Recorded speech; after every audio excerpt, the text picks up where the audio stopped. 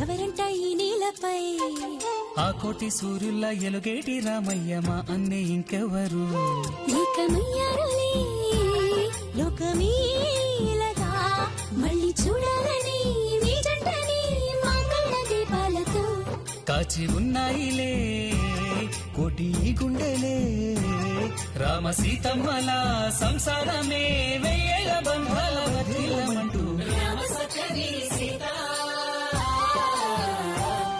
ఆమె ప్రేమ అంత రామ శ్వాస మా రామ సఖి సీత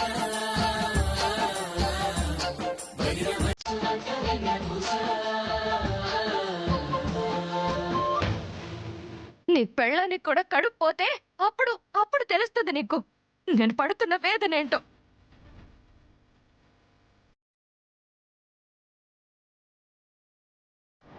ఏంట్రా శ్రవణ్ నీ మౌనం? నీ భార్య పెద్దదిన్ని నానిని అన్నని మాటలంటుంటే అలా అండం తప్పని ఒక్క మాట కూడా అనవేంట్రా?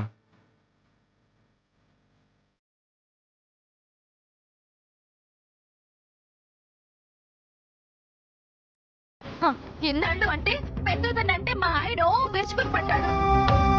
బిడ్డ పోయాక కూడా నిజం తెలుసుకోకుండా ఎలా ఉంటాడు?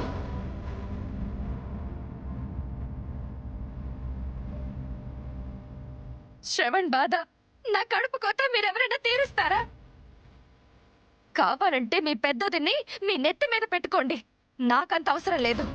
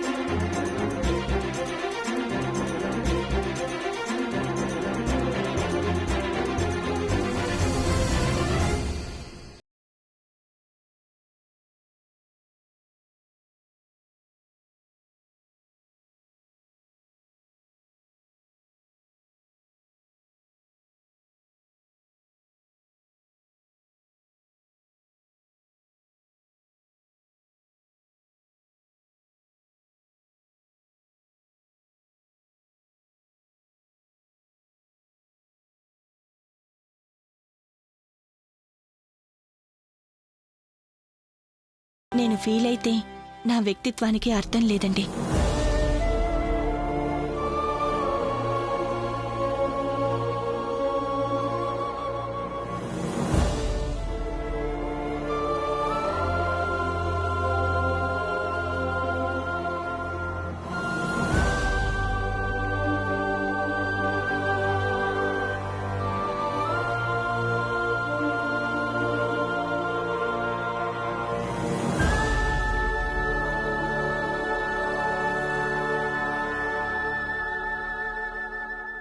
రెస్ట్ తీసుకో, నువ్వింకేం ఆలోచించకు. శ్రవణ్,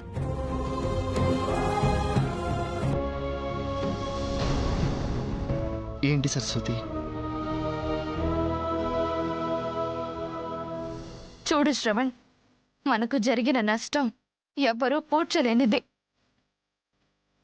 ఎవరైనా ధైర్యం చెప్పగలరే తప్ప తిరిగి మన బిడ్డని మనకి తెచ్చివ్వలేరు.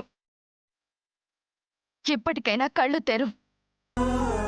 నాకు మొగుడిగా ఉండడం మాత్రమే కాదు, ఈ ఇంట్లో ఒక మగాడిగా ప్రవర్తించు. మీ పెద్దొదిన తేనె పూసిన కత్తిలా ఎలా ప్రవర్తిస్తుందో చూసావుగా. తడిగుడ్డతో మన గొంతు కోసింది. ఇక నుంచైనా ఆవిడ భజన ఆపే. పెద్దొదిన అంటూ నెత్తి మీద ఎక్కించుకోవడం మానే. ఆవిడ పెత్తనాలు మన మీద చెల్లవు అని ఆవిడ మొహం మీద చెప్పే. ఇప్పటిదాకా బానిస బతుకులు బతికి మనం తెచ్చుకున్న నష్టం చాలు. నేనెందుకు చెప్తున్నానో అర్థం చేసుకో శ్రవణ్.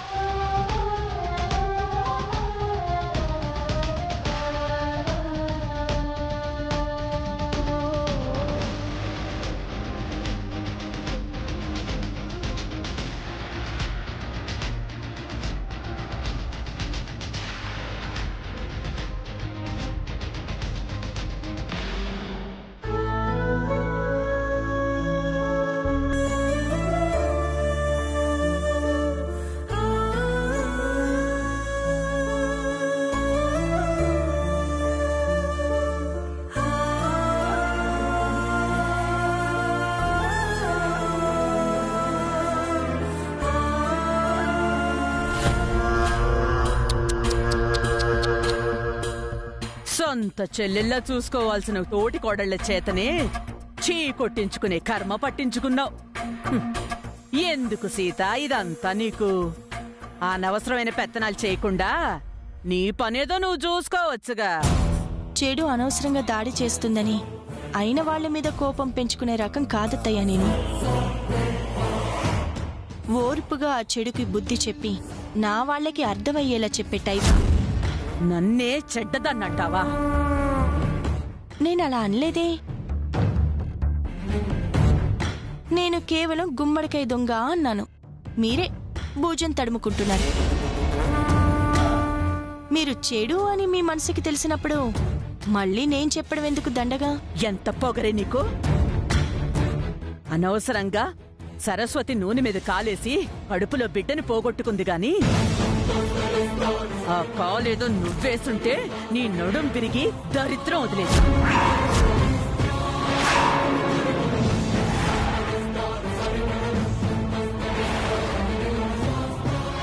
అక్కడ నూనె ఉందని దాని మీద సరస్వతి కాలేసి పడిందని మీకెలా తెలుసత్తయ్యా? అంటే నేను పడాలని అక్కడ నూనె పోసింది మీరేనా? నేనెందుకు పోస్తాను? నాకేం అవసరం? అనవసరమైన వాటిని అవసరంగా మార్చుకునే మీ చిల్లరు బుద్ధి నాకు తెలీదా? నిజం చెప్పండి, మీరే నూనె పోసారా? నన్నే చెడ్డ బుద్ధంటావా? అవునే, నేనే నూనె పోసాను. అయితే ఏంటి? ఏం చెయ్యగలవు? అత్తయ్య!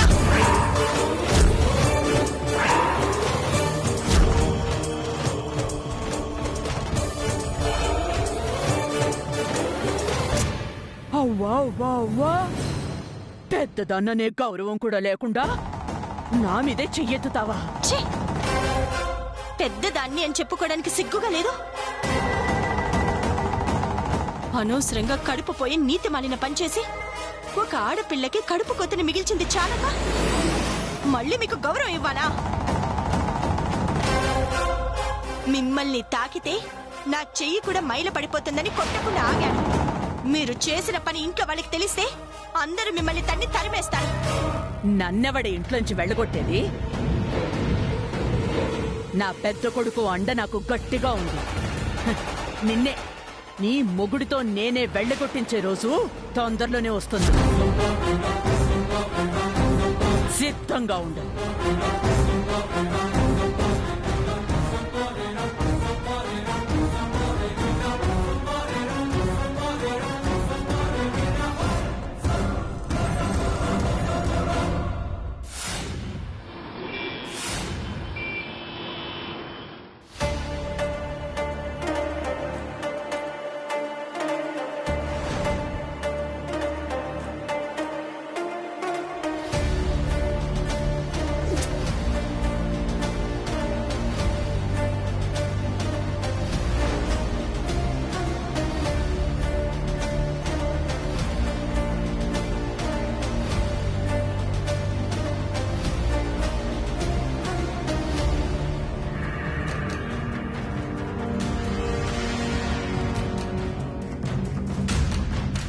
Excuse me sir. మీ ఎండి గారిని కలవాలి.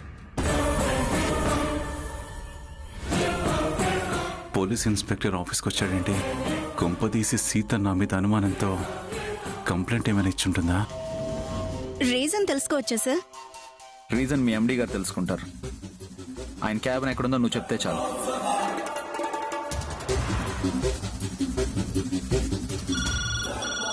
Just minute sir. Sandhya, CI గారు ఎందుకు వచ్చారు? మిమ్మల్ని కలవాలంటున్నారు sir.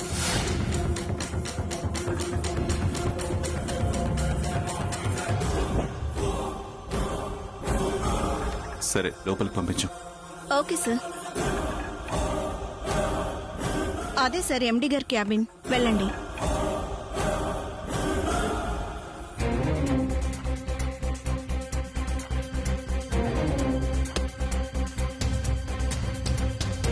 May I come in?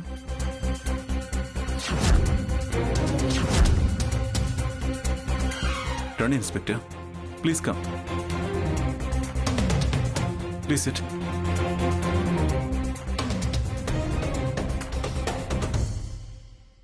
మీరు నా ఆఫీస్కి ఏ పని మీద వచ్చారో తెలుసుకోవచ్చా? ఎంక్వైరీ కోసం వచ్చాను. మా ఆఫీస్లోనా? మా ఆఫీస్లో మొత్తం నిజాయితీగా పనిచేసేవాళ్లే,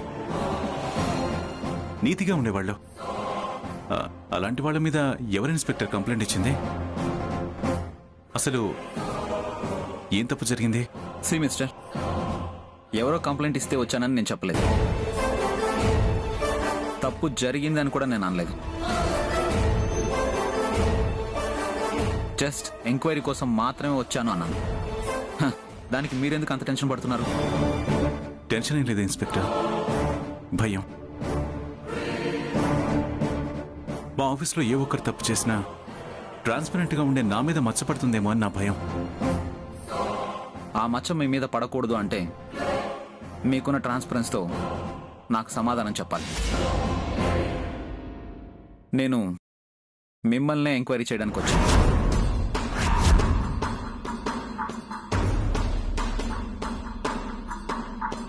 నన్నా?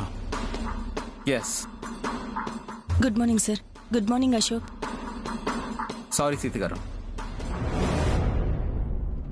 నేను ఇక్కడికి మీ ఫ్రెండ్గా రాలేదు. మీరిచ్చిన కంప్లైంట్ని ఆధారంగా చేసుకుని మీ ఎండి గారిని ఎంక్వైరీ చేయడానికి వచ్చాను.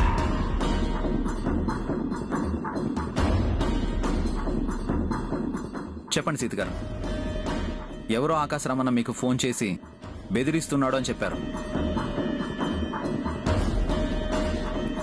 మీకు ఎవరి మీద అనుమానం ఉందా? ఏదో ఒక లాభం ఆశించకుండా ఫోన్ అయితే చేయడు. వాడికి ఏం కావాలో చెప్పాడా? సీత గారికి కాదు సార్,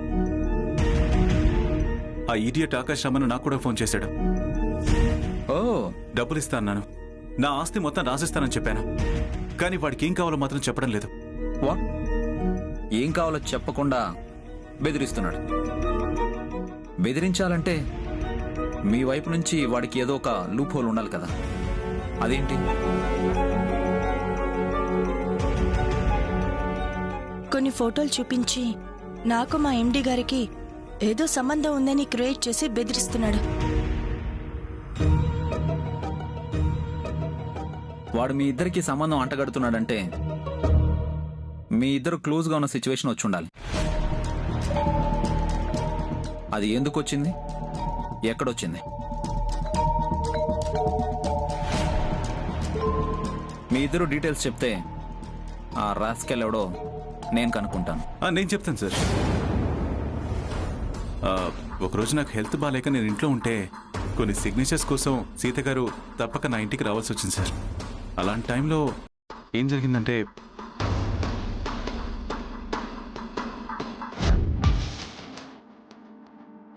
సీత గారు చెప్పండి.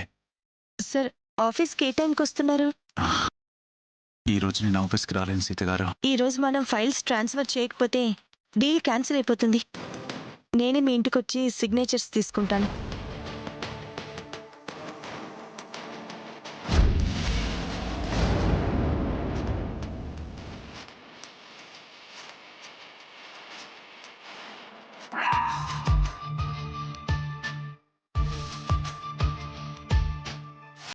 ఈ టాబ్లెట్ మాత్రం అరగంటకు ఒకసారి నైట్ 10 వరకు వేయాలి.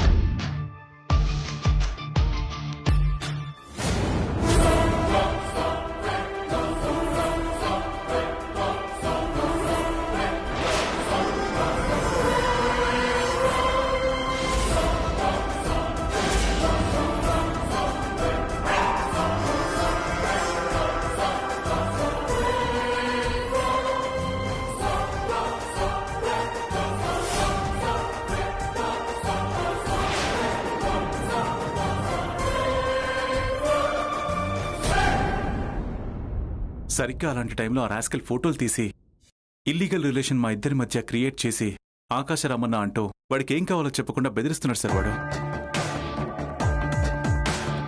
మీ ఇంట్లో సీసీ కెమెరాలు లేవా? లేవు సార్.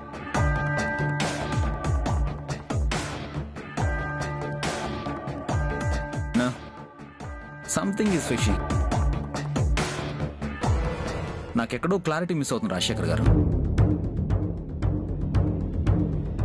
మీ ఇంటికి సంతకాల కోసం సీతగారు రావడం, కళ్ళు తిరిగి పడిపోవడం, ఎవడో మీ పర్మిషన్ లేకుండా మీకు తెలియకుండా మీ ఇంట్లోకి వచ్చి ఫోటోలు తీయడం,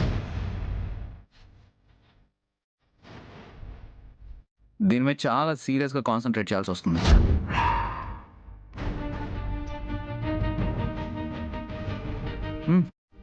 ఓకే, ఇప్పటి నుంచి మీ ఇద్దరి ఫోన్లు మా ట్రాప్లో ఉంటాయి. నాకెప్పుడు అవసరమైనా మీ కోఆపరేషన్ కావాలి, ట్రాన్స్పరెంట్గా. Sure sir, sure, any time. Thank you. వెళ్ళొస్తాను. Yes sir.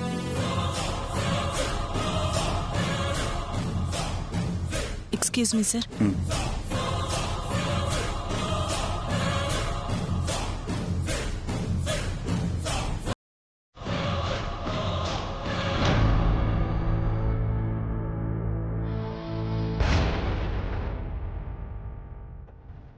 సీత, నాకు మీ ఎండి గారి మీద అనుమానంగా ఉంది. ఆకాశరామన్న అతనేనేమోనని నా డౌట్. అశోక్, చూడు సీత, నిజస్వరూపం బయటపడేంత వరకు ప్రతి వాళ్ళు మంచి వాళ్ళనే కనిపిస్తారు. మా పోలీస్ వాళ్ళకి ప్రతి వాళ్ళు సస్పీషియస్గానే కనిపిస్తారు.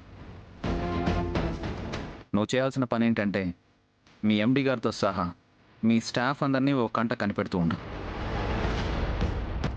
నీకు అనుమానంగా అనిపిస్తే నాకు చెప్పు. నేను కూడా వీలైనంత ఎర్లీగా ఈ కేసు ఛేదించి ఆ ఆకాశరామన్నని కనిపెడతాను. సరే అశోక్. ఉంటాను.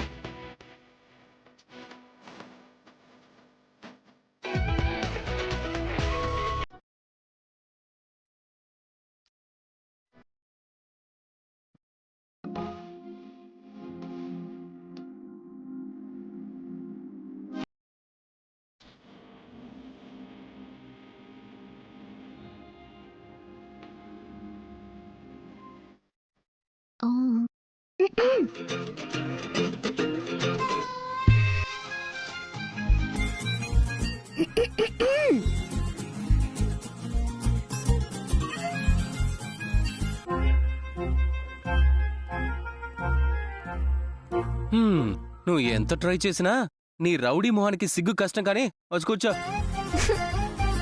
ఏంటి బుజ్జోడు అట్లాంటావు? నీకోసం చిలకలు చుట్టుకొచ్చిన, ఇక తిను.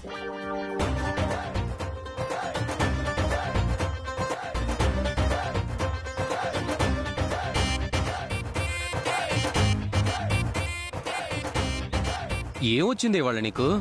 ఆ తల్లో పూలేంటి, చిలకలు చుట్టుకొని రావడం ఏంటి? అయినా నీకు లేని అలవాటు కొత్తగా సిగ్గుపడ్డమేంటే? పో బుజ్జోడా. ఇదిగో ఈ చిలకలు తిను. ఆగా, ఆ చెవి వెనక్కి తీ తీ. నీకు నాతో ఏదో పనుందే, అందుకే కదా ఇదంతా. నువ్వు చూడటానికి అమాయకులు లెక్క కొడతావు గాని మస్తు హుషారుంటావు బుజ్జోడా. నాకేం కావాలో మస్తుగా తెలుసుకుంటావు నువ్వు. సరే గాని ఎంతకీ ఏం కావాలి? అదేందో నువ్వే కనిపెట్టు. ఇదిగో, నాకు ఇలాంటి క్విజ్ ప్రోగ్రాంలు పెట్టగానే అదేంటో నువ్వే చెప్పు. అదేం లేదు బుజ్జోడా, నేను కొలువు చేయాలి అనుకుంటున్నా. కొలువా?